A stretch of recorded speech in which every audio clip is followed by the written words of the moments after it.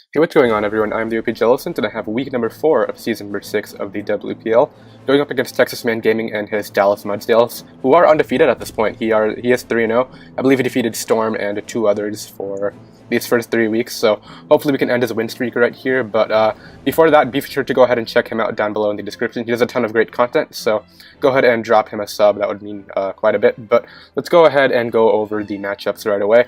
I believe this was Scarf Gengar, which is the win condition, as you can see. His only resist is the Liepard. This is just standard 4 attacks Mega Lati right here with Earthquake for the Heatran.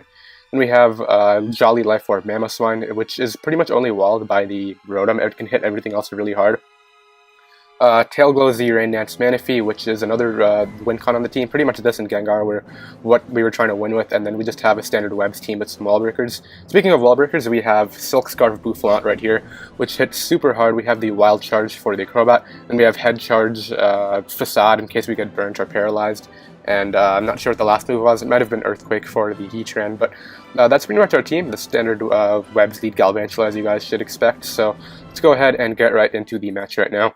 I decided to lead off with my Galvantula, obviously, because from the looks of it, he doesn't really have any good anti-lead. It could have been Taunt Crobat, but I figured even if he taunted me, I could just go into something else after. So I decided to throw up the Webs right here, and then I'd throw off a Thunder, which is really high accuracy because of the compound dive. So we hit it, which is cool, and we do quite a bit. He breaks our Sash with the Toxic right there. Thankfully, he landed it. And now he's going to go into his Tapu Bulu right here. And as you guys are going to see, we're going to get a pretty big Paralyze right there. But he's actually not going to end up getting fully paralyzed. And this turn right here kind of surprised me.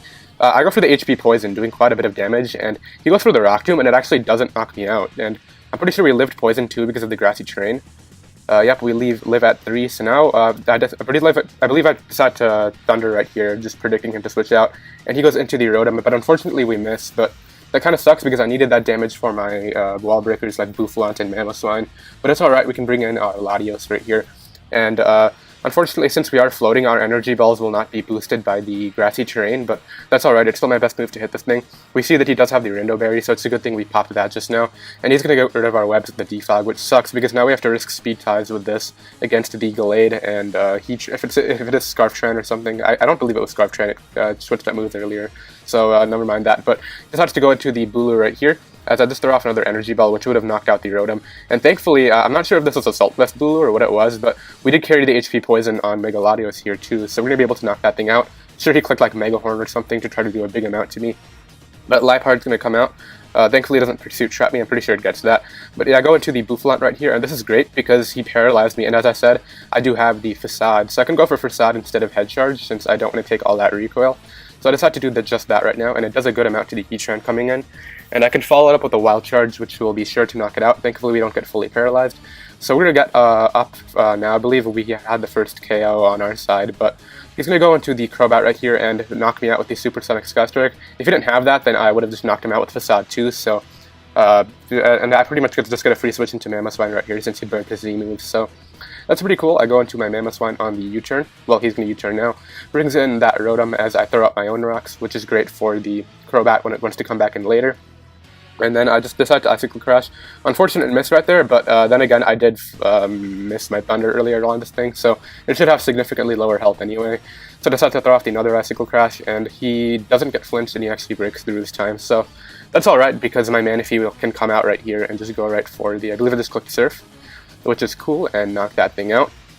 And now he's going to go out into the Liepard right here, and this is an interesting turn, because he ends up going for the Taunt, and I end up going for my Z move. I'm pretty sure Z Rain Dance goes through the Taunt, but I actually ended up going for the Hydro Vortex, which Surf was a roll, depending on how much investment he had, so I figured that was the best play. But Hydro Vortex is going to be able to knock that thing out, and I'm pretty sure Z Rain Dance ignores Taunt. I might be wrong, but I'll check on that later. He goes into the Mega Gallade now, though, and he's going to Mega Evolve and SD up. So this is really scary because my Surf's not going to 2-hit KO, and now he, if he has Shadow Sneak, he pretty much just wins the match because he Shadow Sneaks this and my Lati, and if it doesn't knock out Lati, he just knocks it out with Crobat after. So we're in a really scary spot right now. As of course he's going to go for the close combat and knock me out, and pretty much it comes down to whether or not he has Shadow Sneak, because Gengar does not live a +2 Shadow Sneak anytime. We are not the, I'm not sure what the Ghost Resistant Berry is, but we are not that, so he is as you guys are going to see, he does not have the Shadow Sneak though, so we're going to go for the Shadow Ball. Easily going to be able to knock that thing out at the -1 SpDef.